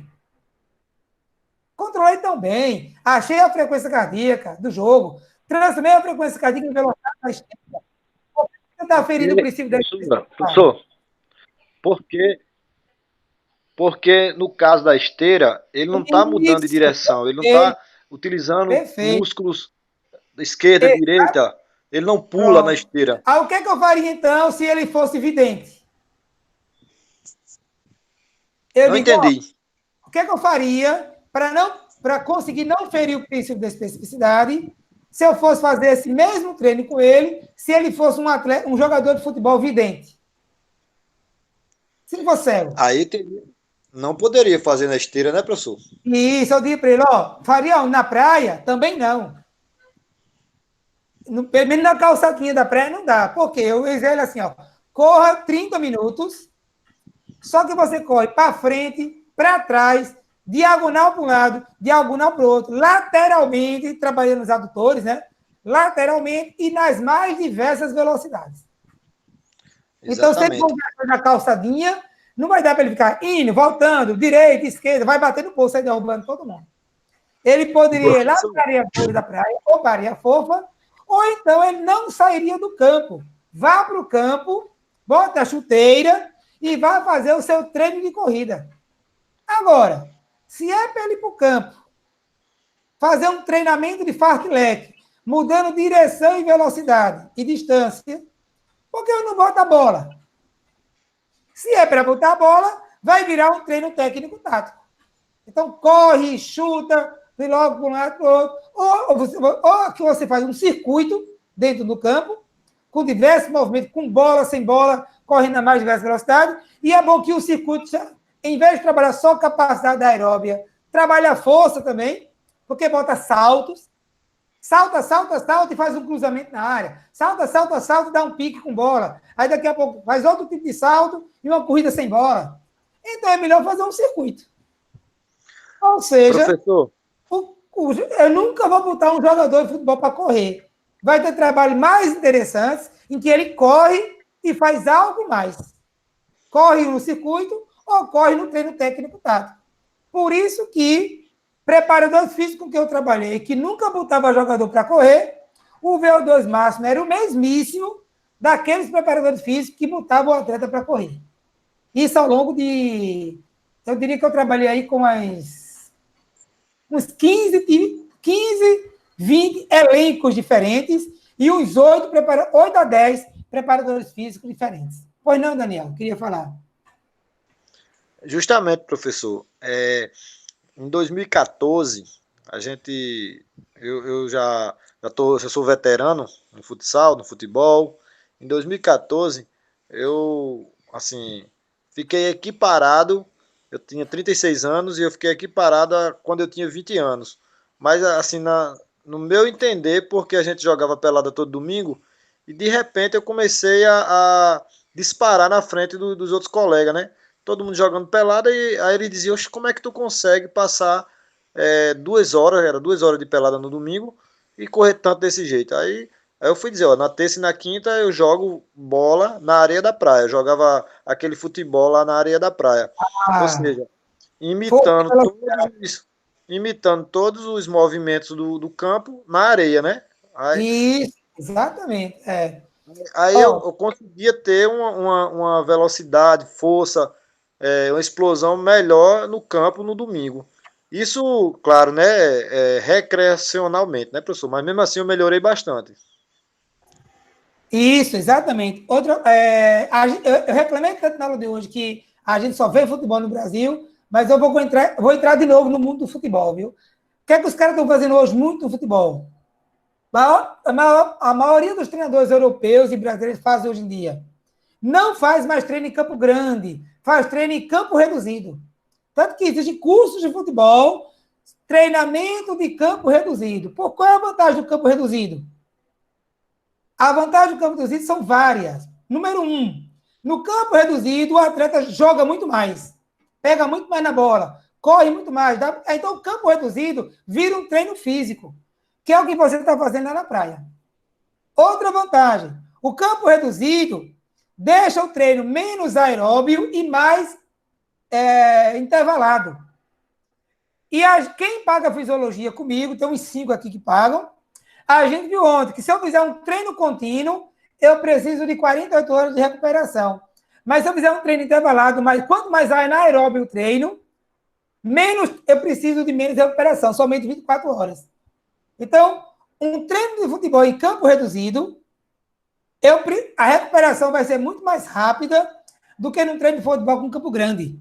Quanto mais estímulos eu der curtinhos e intensos, mais a recuperação vai ser mais rápida. Por isso que hoje em dia existe curso de futebol, curso de treinamento em campo reduzido. Tudo que você vai para treinar é só reduzido. Só tem campo longo uma vez por semana, que é o chamado treino coletivo.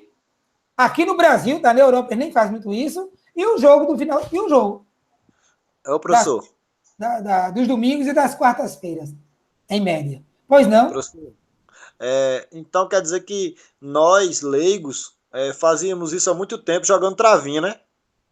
Isso, exatamente. Aqueles campinhos pequenos, você jogava muito mais, aí dava muito mais tiro, pegava muito mais na bola, tinha muito mais contato físico tem força envolvida, aí desenvolvia mais. Entendeu? Então, por isso que você corre mais, que está jogando, e mais, né? Ainda está jogando na areia fofa, que a areia fofa desenvolve muita força.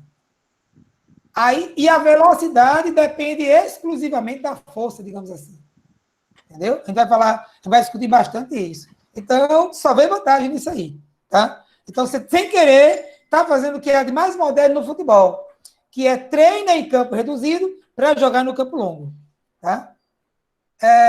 Continuando aqui, então a especificidade, isso aqui eu já falei, né? O jogador de futebol tem boa, de esporte coletivo, na verdade, tem boa, mas não ótima capacidade aeróbia.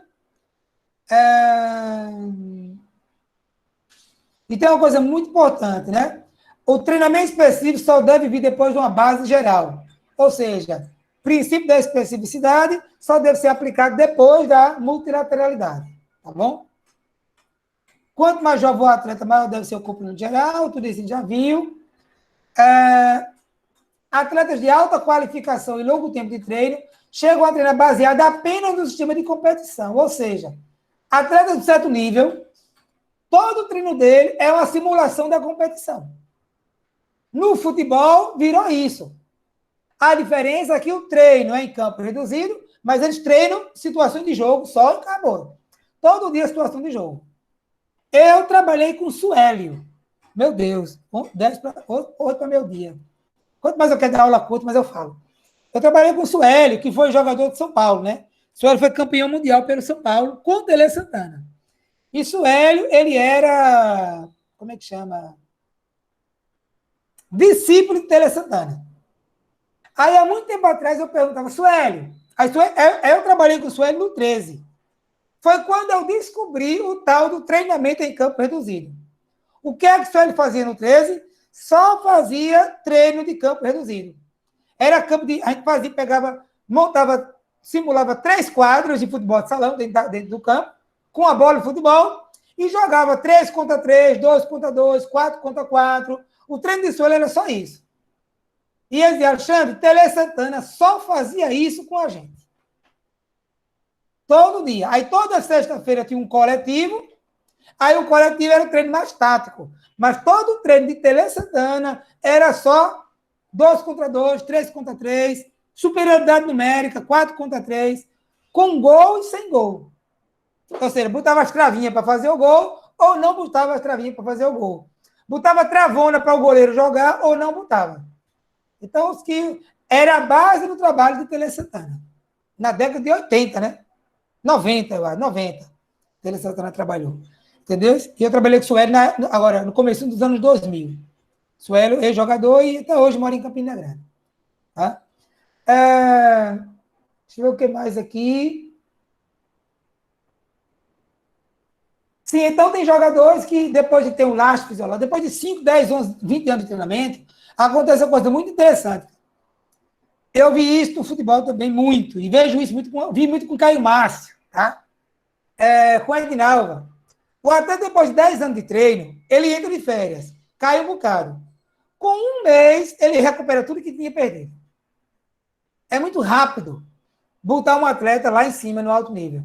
Entendeu? Porque o lastro fisiológico acelera muito as respostas ao treinamento. Então, fazer um atleta atingir a mesma marca que ele atingiu o ano passado é fácil e rápido. O problema é fazer ele melhorar a marca dele esse ano comparado com o ano passado. Essa sim, é a grande dificuldade no futebol. Futebol não, desculpa. Em qualquer modalidade de alto nível. Ok? Muito importante que é a musculação. Tá? Só interromper quem pediu a fala, só para falar aqui da musculação. Tá? Ó, musculação tem um grande problema. Fere terrivelmente o princípio da especificidade. Pergunta, se alguém puder responder rápido, tá? Como é que eu posso minimizar o ferimento do princípio da especificidade se eu quero que o meu jogador de vôlei faça musculação? Contar a história que eu já contei para vocês, tá? Eu acho que eu contei essa história para vocês. Se eu contei isso agora recentemente, me avise, tá? Porque eu só tenho 5 minutos. Professor? A gente resolveu que Caio Márcio ia fazer musculação. Se lembrando da história, me avise, tá? Porque eu já ganho alguns minutos. Aí, levamos ele para Alain, e Alain começou a trabalhar musculação com ele. Numa reunião da comissão, Alain disse: Alexandre, Caio vai melhorar muito. Por quê? Porque eu botei ele para fazer exercício com a musculação e ele parecia um sedentário, não tinha força nenhuma. Quando ele ganhar força, ele vai melhorar muito na prova dele borboleta. Resposta minha, Alain: Caio só é campeão mundial, recordista, não era recordista ainda, tá? Só era top mundial, porque ele tem muita força, Alain. O problema é que a força monstra que ele tem na piscina não transferiu para a musculação. Então, eu não espero que aquela força que ele vai ganhar contigo vá para a natação. E a prova é isso. Ó. Ele é um monstro na piscina, reconhecido no mundo inteiro pela força que tem. E tu me dizer que Caio não tem força, é que aquela força monstra dele na natação não consegue transferir para a musculação. E vice-versa não vai acontecer. Então, desde o começo do trabalho com Caio, nós trabalhamos tentando fazer aquele ganho da força na musculação e para a natação. Pergunta, se alguém puder responder rápido. Como? Fazendo um trabalho chamado de transferência. Acompanha aqui na tela, tá? Transferência. A literatura, inclusive, já reconhece a transferência e já propõe 2 tipos de transferência, tá? Então, transferência. Como é que eu posso transferir? Por um método chamado de Complex Training. Complex Training. Ou por um método chamado de Compound Training. Compound Training. Tá? O que é o Complex Training e o que é o Compound Training? É só o modo como eu vou fazer a mesma coisa. Então, no vôlei, o que é que eu vou fazer? O atleta faz um voador, acabou a série do voador, ele vai lá, pega uma bola e vai bater, já que ele trabalhou o voador, né? É músculo parecido com aquele do saque, vai dar umas batidas na bola. O atleta trabalhou um agachamento, acabou o agachamento, pode até desenhar uma rede dentro da academia mesmo, e ele vai fazer uns saltos, simulando os bloqueios. Ou até um salto simulando um ataque, se ele é um atacante, tá? Se ele não é muito um defensor no vôlei. Então, a ideia é, para cada exercício da musculação, imediatamente faz um novo exercício específico. Se eu estou fazendo o exercício da musculação e o do vôlei, da musculação do vôlei, da musculação do vôlei, isso é complex training. Só que muitas vezes não é possível, não dá para estar batendo bola dentro da academia. Nem tem um espaço fora da academia para fazer isso. A academia é na rua, quando sai da rua é uma rua normal. Não vai dar para estar batendo bola ali na frente da academia. Então eu posso fazer a série inteira da musculação, sair da musculação direto para o ginásio e fazer batidas, saltos, bloqueios, ou seja, praticar imediatamente especificamente aquele músculo que foi ativado na musculação. Isso é chamado campão de treino. Curiosamente, os estudos mostram que o complexo training não é superior a compound. Eu tento fazer sempre complexo, mas diz que compound também vale a pena fazer. Então, fazer só a musculação e depois fazer os específicos, ganha força do mesmo jeito. Tá bom? Na modalidade. Então, sempre que você for fazer musculação, que é muito usado por atletas, sempre tentar fazer transferência. Tá? Ainda ontem eu estava assistindo, tem uma equipe de atletismo de Campina Grande, é uma equipe muito carente, né, só de meninos de escolas públicas, e o treinador dessa equipe é muito meu amigo. Então, estou dando uma assessoria gratuita para alguns atletas dele. E ontem eu estava justamente se explicando a menina como é que ela vai fazer o treinamento. Se alguém quiser, eu mando o vídeo, tá? Porque toda vez que eu converso com os atletas, aí no final, eu faço uma síntese de 3 minutos para mandar para o meu amigo, para o treinador. Eu converso só com os atletas. Mas para que o treinador saiba o que é que eu estou conversando com eles, aí eu faço uma síntese e mando para ele. E eu dizia justamente para isso. Aí o que acontece? Eu estava instruindo uma velocista e uma fundista. O que é que eu fiz?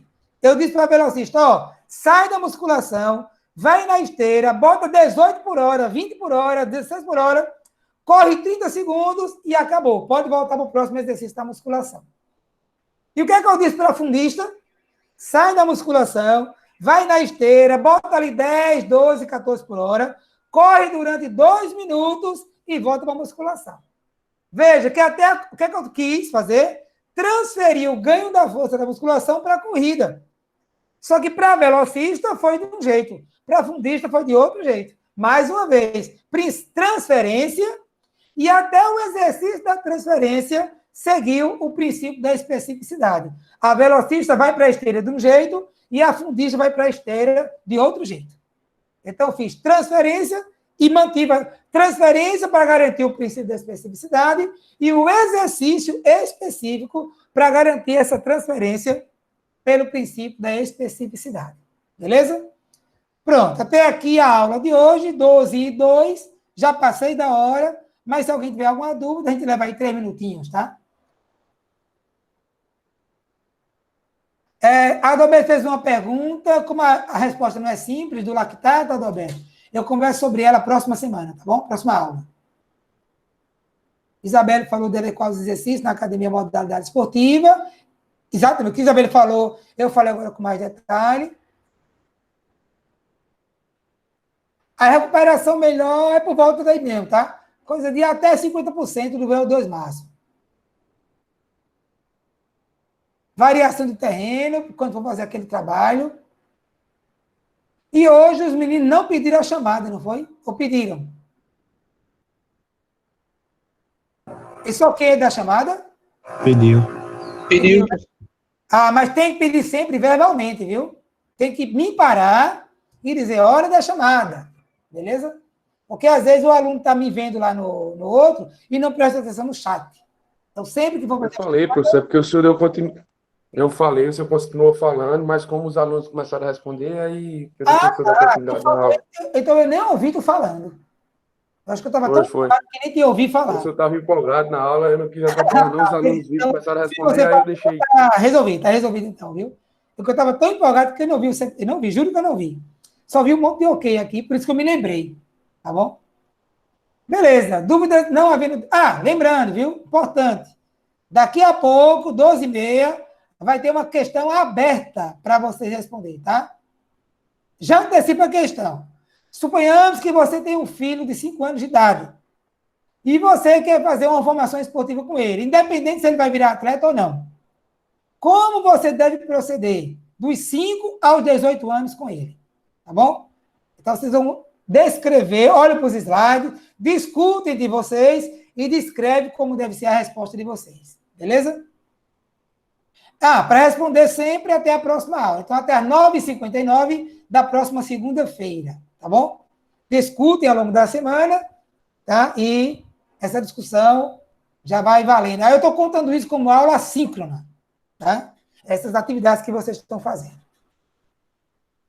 Então, não havendo mais dúvidas, já vou me retirando, viu? Tchau. E daqui 12h30 vai estar disponível para vocês a perguntinha. Já sabe a pergunta. Eu vou só elaborar para que você responda ela dentro do cigarro. Beleza? Valeu.